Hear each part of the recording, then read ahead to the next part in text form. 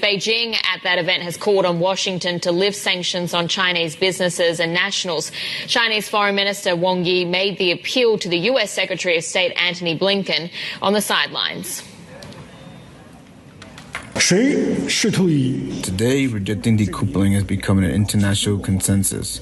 Those who attempt to shut China out in the name of de-risking will make a historical mistake. The ocean of the world economy cannot be cut back into isolated lakes.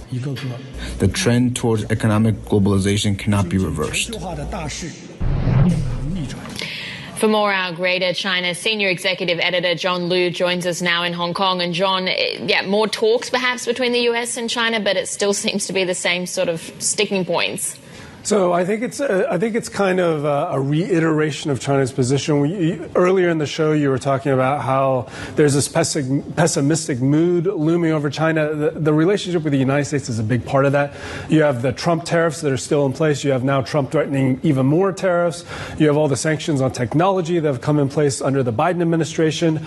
Over the weekend, we got FDI data, or one measure of it, that was a 30-year low. So I think there is a real concern that there is a decoupling. It's happening for real, and there's no going back. And I think this is Wang Yi trying to push back against that, trying to, for the ultimate objective of Chinese diplomacy at this point is to get back to a better place with the United States.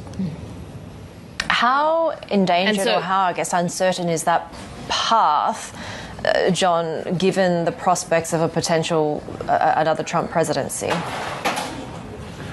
I think it's extremely uncertain, and to a certain point, China doesn't really have one candidate that it likes better than the other. I think either would spell more tough policies aimed at China, more limitations on Chinese access to technology.